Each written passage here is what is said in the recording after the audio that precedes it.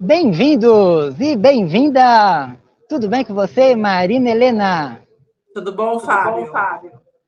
Então, hoje estamos aqui para começar um quadro especial aos pré-candidatos do Partido Novo, a prefeitos, vereadores, e nada melhor do que Marina Helena para começar essa incrível série de entrevistas e de conversas incríveis para conhecer quem tem feito já alguma diferença no nosso país.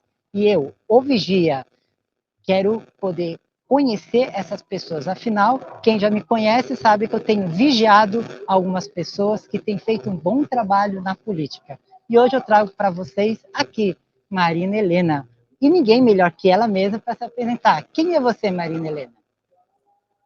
Fábio, eu sou uma economista que eu tenho me dedicado aí os últimos 20 anos, né, na minha carreira aí no setor público, privado e terceiro setor, a estudar economia e políticas públicas, e agora estou nessa empreitada aí para trabalhar para uma São Paulo melhor, um Brasil melhor. Muito bom, né? Então você é pré-candidata a prefeita da maior cidade do Brasil, uma das 10 maiores do mundo. Aqui tem muito problema, mulher, é muita loucura. E você é economista, então, mas também São Paulo, por ser maior em território, em população, também é maior em arrecadação. Para onde vai todo esse dinheiro? São Paulo tem jeito, porque, meu, é tanta bagunça, é tanta coisa errada, é tanta coisa que não funciona, ineficiência. Como uma economista pode ajudar a resolver o problema da maior cidade, de uma das maiores cidades do mundo e do Brasil?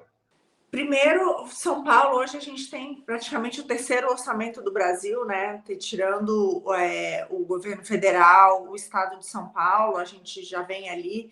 A gente está falando de uma arrecadação no ano passado de mais de 90 bilhões de reais, então é bastante dinheiro. Mas, infelizmente, a gente vê que o serviço prestado para a população é um serviço de péssima qualidade.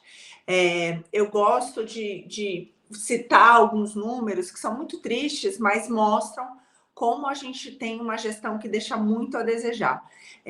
Um deles é, por exemplo, dados básicos, né, como mortalidade infantil. Tem 2.000 municípios na nossa frente, 2.000 municípios que têm dados de mortalidade infantil menores que São Paulo. Educação. Quando a gente olha a aprendizagem das nossas crianças, a gente vê também que a gente tem aí 2.000 municípios que estão na nossa frente. Então, assim, apesar da gente ter um dos maiores orçamentos, a gente fica bastante atrás quando a gente fala do que está acontecendo na cidade. Outro exemplo que me choca bastante diz respeito à questão da segurança pública. É uma queixa muito forte do paulistano, de que não consegue mais andar na rua com medo da violência. Ainda que a gente tenha, comparado ao resto do Brasil, taxas de homicídio mais baixas, a parte de roubo e furto tem crescido muito. Então, a gente ainda está ali próximo dos recordes, né? Isso faz com que ninguém mais tenha aquele famoso, assim, não andar com o celular na rua. Ninguém pode mais, em nenhum bairro de São Paulo, andar com o seu celular na rua.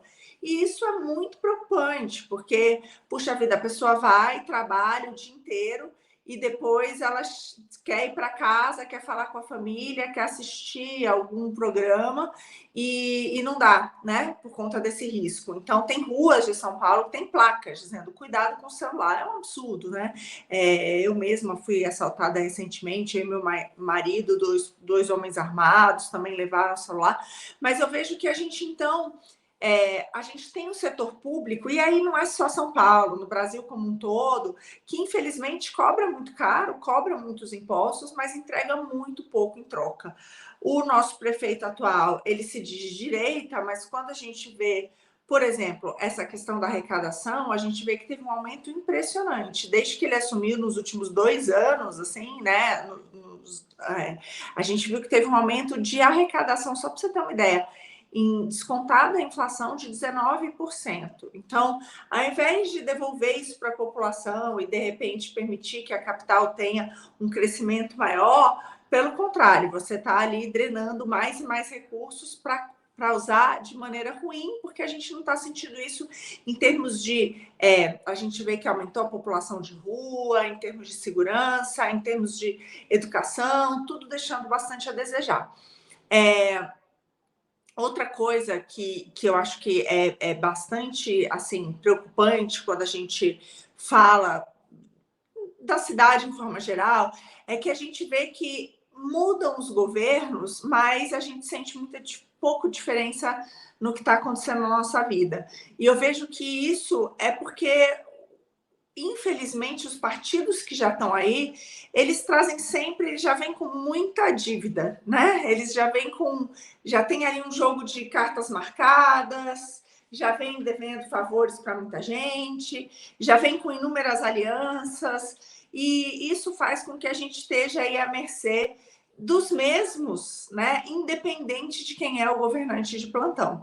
Então, por exemplo, a gente tem um município que é um país, a gente tem 96 distritos aqui em São Paulo, e a gente vê que, por exemplo, as subsecretarias, as regionais de educação, de saúde, dependendo do local, elas são completamente dominadas pelos mesmos, né? A gente vê destinação de recursos, de emendas, e a gente vê como isso não é feito de acordo, por exemplo, com o IDH daquela região, ou não, são os mesmos acordos, né? E as mesmas pessoas que estão ali. Então, isso torna muito difícil você, de fato, se comprometer a trazer uma equipe técnica para fazer uma boa gestão, né? Então, o que sobrevalece nessa hora, na escolha de secretários, de subprefeitos, dessa área técnica, não é necessariamente aquela pessoa que mais entende daquele assunto, capaz de desenhar uma boa gestão e prestar um bom serviço para a população, infelizmente. Pensando agora também no que está acontecendo com o Estado de São Paulo, né? Até a questão das privatizações, com o Tarcísio iniciou e tudo mais. Você acha que para a capital também isso vai funcionar? Pode funcionar? Qual é a sua visão como economista para a privatização? A gente acabou de ser aprovado pelo governo do Tarcísio a privatização da Sabesp.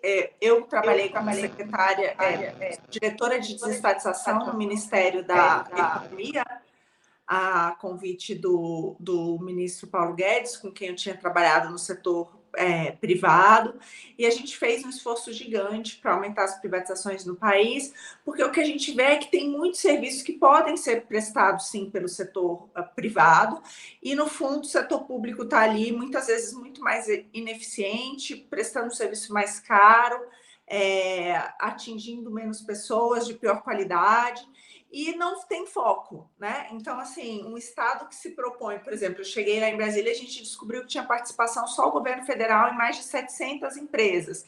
Então, um governo que faz isso, é muito difícil que ele se preocupe com o básico, né? Quando a gente fala de segurança, saúde, educação, é muito difícil fazer tudo isso quando você tem que cuidar de tantas coisas, né? Então, a gente fez um esforço bastante forte para a privatização, e agora eu vejo que aqui em São Paulo o governador Tarcísio está indo nessa mesma direção. Ele já anunciou aí a privatização da Sabesp, que foi aprovada pela Alesp, e tem outras aí em curso, né? Principalmente para a expansão também da parte de transportes, né? Dos metrôs, trens, então interligação das cidades, então tem aí um projeto grande, né, de fazer essas concessões e privatizações para entregar para o setor privado aquilo que ele consegue prestar um melhor serviço, e com isso liberar também esforços para que foque naquilo que realmente é mais importante, né?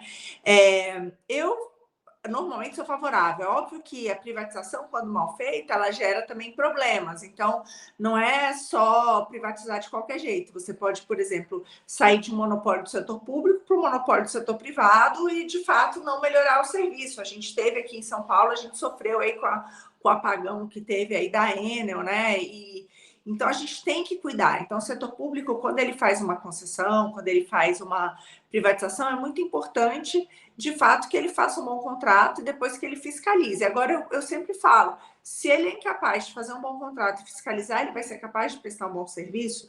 Então, normalmente, quando a gente pega, por exemplo, quando foi aprovado o marco do saneamento, e aí a gente pode falar da Sabesp aqui, o que se viu foi que as empresas privadas do setor tinham atingiam mais pessoas, tinha uma universalização maior da questão do fornecimento de água e coleta e tratamento de esgoto por um custo mais baixo, né? E a modelagem que está sendo feita aqui para São Paulo vai nessa direção, de universalizar o serviço, de trazer investimento, conseguir prestar um serviço para mais gente a uma tarifa menor. E isso só é possível porque hoje a empresa pública, ela bem ou mal, ela tem um custo acima de outras empresas do setor que são mais eficientes, né?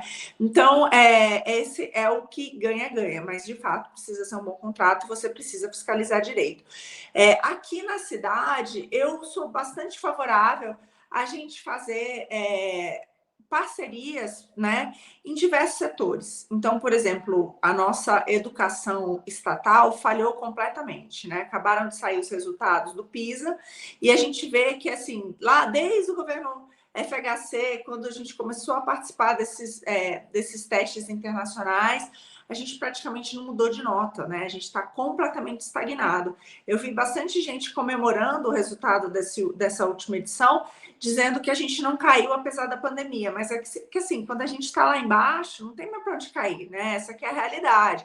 E o que a gente tem hoje é que, infelizmente, as nossas crianças, elas saem do ensino fundamental, que é uma função principal, né, o maior gasto hoje das prefeituras, dos municípios, ela sai sem saber fazer contas básicas. Então, assim, a gente tem dificuldades muito grandes. Por exemplo, a gente tem aí cerca de 15% dos alunos que entendem o que é uma fração simples como 10%, né? É uma loucura, com 15 anos de idade.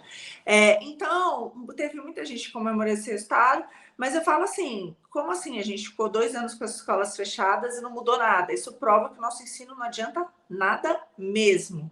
Então, eu vejo que tem aí uma oportunidade grande para a gente adotar, por exemplo, na parte da educação, o mesmo que já tem funcionado na saúde, que são as parcerias público-privadas, ou então você ter, de fato, o ensino sendo pago pelo setor privado, mas ele pode ser prestado pelas escolas privadas, né? Sendo pago pelo setor público, mas sendo prestado pelas escolas privadas. Então, por que a gente não pode ter escolas boas como o Mobile, como outras, administrando escolas públicas, né? Para que as crianças da periferia tenham uma escola de qualidade, assim como as crianças que estudam em escolas privadas.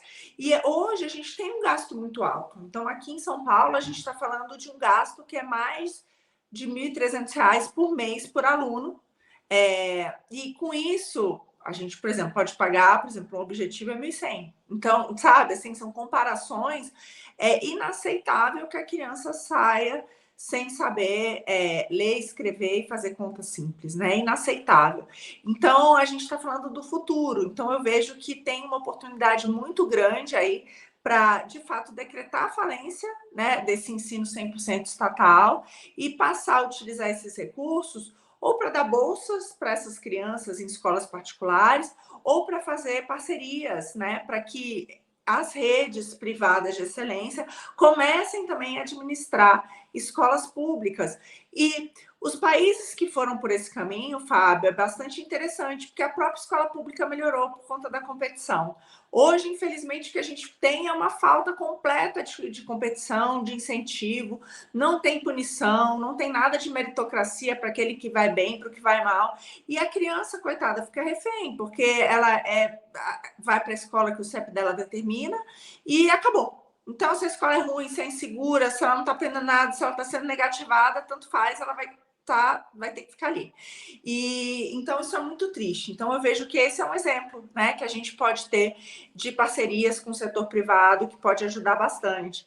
Mas eu vejo isso em várias coisas. Por exemplo, quando a gente fala de mobilidade, né, e transportes, tem muito aquela ideia da coisa centralizada, que tem que ser o serviço público, mas eu acho que a gente pode ter vários modais de transporte, aumentar, né? Pode, por que não ter competição com algumas outras? Já teve essa discussão aqui em São Paulo, se pode ter aplicativo, ou então se a gente tem que só estimular o transporte público. Eu sou bastante favorável a que a gente tenha a maior parte do mercado, né? Uma competição de mercado, e a pessoa vai decidir como utilizar da melhor maneira possível. Então, eu vejo que esse é um ponto relevante. Agora tinha sido anunciado, e aí depois o Nunes voltou atrás, mas a questão do passe livre. E aí a gente já viu ali um efeito, né? Provavelmente você teria que ter um aumento de tarifas de outros modais de transporte, né, que são gerenciados pelo Estado, porque alguém tem que pagar essa conta. Então, se você libera aqui, vai ter mais pessoas naquele ônibus, mas, por outro lado, saem de outro transporte, e você precisa compensar isso, então, às vezes, você precisa aumentar a passagem. É aquela coisa, não existe passe livre, não existe transporte grátis, alguém paga essa conta. Então, ou você tem um aumento de impostos, ou você tem que tirar de algum outro serviço público para utilizar ali. Os valores, por exemplo, só desse passe livre aos domingos, são mais ou menos 1/3 de tudo aquilo que a prefeitura gasta hoje com segurança, que é uma dor do paulistano. Então, isso mostra também essa questão de utilizar melhor o orçamento e ter as prioridades. Eu sou sempre favorável, sim, a gente fazer o máximo de terceirizações possíveis, mas desde que se criem, de novo, bons contratos e boa fiscalização. Por exemplo, quando teve aquele apagão horroroso, o Nunes fez ali a toque de caixa na sexta-feira, assim, um edital de 2 bilhões de reais para poda de árvores na cidade. E tinha um custo ali, por exemplo, de retirada de árvore de cerca de 28 mil reais. Um verdadeiro absurdo. E no final, a gente tem alguns municípios que fizeram contratos por um custo muito menor que isso, porque hoje em dia, com tecnologia, com tudo, você consegue cerca de 2 mil reais. Então, olha o sobrepreço que é causado aqui. Então, um contrato bem nos moldes dos anteriores, que não permitiram o terror que foi que com essa chuva a gente tivesse visto tantas árvores aí que foram derrubadas, que caíram e que acabaram afetando ali a rede de energia também. Então, além de se eximir ali, dizer que não tinha nada a ver com ele, tem, óbvio que tem, porque toda essa parte de zeladoria, de poda e tudo é dele. Fora isso, ele responde pela cidade, então, no mínimo, ele tem que ir lá cobrar, né? Para que a coisa pedir satisfações. Mas, assim, além de tudo isso, ele continua insistindo num programa que deu errado. Então, eu acho que pode sim ser ampliado essas parcerias, mas é muito importante em que a gente faça um bom contrato e uma boa fiscalização para que a população saia ganhando, né? Isso que é o mais importante. Legal. Eu gosto muito dessa frase, o mal vence quando os bons se omitem. E isso é realmente um exemplo, porque quando o poder público se omite, não faz o trabalho dele de zeladoria, pessoas morrem, pessoas ficam no escuro, as comidas apodrecem, quem é que vai pagar toda essa conta? Ou seja, e ainda o governo ainda paga emergencialmente um custo extremamente alto para resolver um problema que poderia já ter sido resolvido se ele tivesse sido eficiente.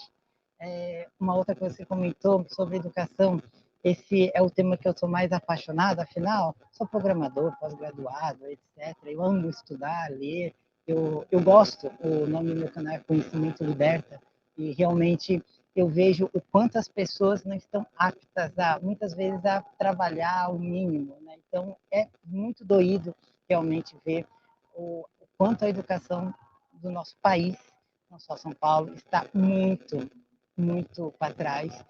Então, essas parcerias com o setor privado realmente vão ajudar. Não é nem que podem, vão ajudar. Você comentou sobre a parte de transporte público. Realmente, quando você tem uma concorrência, você pode falar, eu vou de ônibus A, da empresa B ou da empresa C. Qual que é mais barato? Qual que me entrega, mas me leva para o trabalho mais rápido? Eu prefiro ir de ônibus ou de metrô? Qual que eu vou me sentir mais confortável? É mais seguro eu ficar no ponto ou entrar dentro de um sistema metroviário?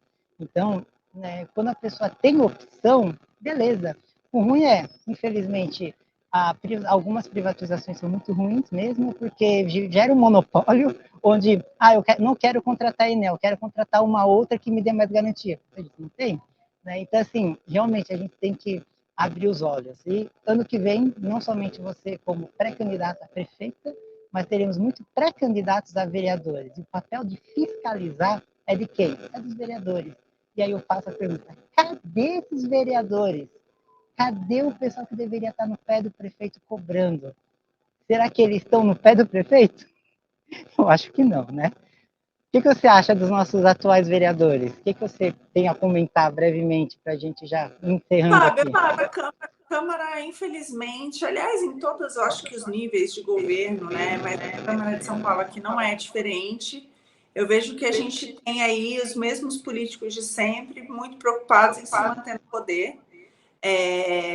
Muitos deles a gente conhece de longa data, né? São verdadeiros donos da cidade, comandam verdadeiras máfias que também cuidam da cidade.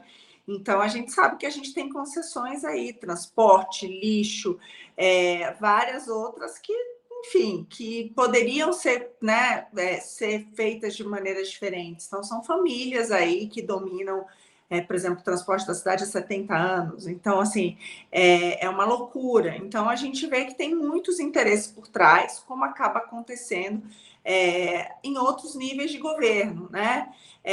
Por isso que a gente está aqui, né? A gente está aqui para tentar fazer diferente, arejar a política. Eu sempre digo isso, eu não vejo que os representantes que estão ali nos representam, né? A maior parte da população não coaduna com esses valores e não pensa dessa maneira, não está no setor público para ter privilégio, né? Ou para se manter no poder, ou para beneficiar alguém. Então, mas é importante também ter escolha, né? A gente falou aqui bastante dessa questão da liberdade de escolha, e eu vejo que a gente falta, assim, essas pessoas novas interessadas em entrar na política para fazer de fato de uma maneira diferente, nova. Então, acho que é por isso que a gente está aqui. Exatamente, fazer algo novo. Né? Então, a gente precisa ter realmente novas opções, novas escolhas, novos caminhos. Então, Marina, deixa como as pessoas te acham, quais são suas redes sociais, site, fala um pouco como as pessoas se encontram aí nesse mundo virtual para. Não, muito bom. Vai ser um prazer conversar com vocês. Nas minhas redes eu estou como Marina Helena com H BR de Brasil, então Marina Helena BR, tanto no Instagram quanto Facebook, YouTube, Twitter, TikTok, tem tudo. Só procurar lá. E aí eu estou sempre à disposição. Qualquer dúvida, qualquer coisa, é só mandar um direct. Convido vocês a conhecer um pouco mais do meu trabalho, da maneira que eu penso, para a gente ir junto aí, porque é muito importante, sim. Eu acho que a sociedade tem capacidade de mudar, mas para isso a gente precisa que todo mundo se envolva, né? Na medida do possível, assim como puder. Mas é muito importante. Sem isso, gente, a gente não vai sair dessa situação que a gente está, que está longe de ser ideal, né? Eu estou aqui, grávida de 6 meses, enfrentando esse desafio, porque eu tenho a convicção de que dá para fazer um país melhor, né? Uma cidade melhor, onde eles vão viver. Então, vamos nessa. Exatamente, só reclamar não muda nada, a gente tem que sair dessa indignação, partir para ação, realmente pensar nos nossos filhos e pensar em qual legado queremos deixar, que cidade nós queremos deixar para os nossos filhos. Afinal, temos problemas hoje, ou a gente vai deixar para eles resolver, ou a gente vai resolver o problema para que eles possam ter uma vida melhor, uma educação melhor. Então, obrigado, muito obrigado, Marina, por me ouvir. Então, quem gostou dessa entrevista, vai ter várias outras entrevistas aqui no meu canal, O Vigia, Conhecimento Liberta. Eu estou com algumas outras entrevistas a pré-candidatos a prefeito de outras cidades do Brasil todo. Então, aguardo vocês nos próximos vídeos. Acesse aqui a playlist no meu canal, O Vigia. porque eu estou de olho, eu estou vigiando quem tem feito um bom trabalho. Você tem feito um bom trabalho? Você vai fazer um bom trabalho? Então vem falar comigo, eu quero te questionar, eu quero conversar com você, e as pessoas precisam te conhecer, quem tem feito um bom trabalho. Obrigado, Marina. Obrigada a você, foi um enorme prazer.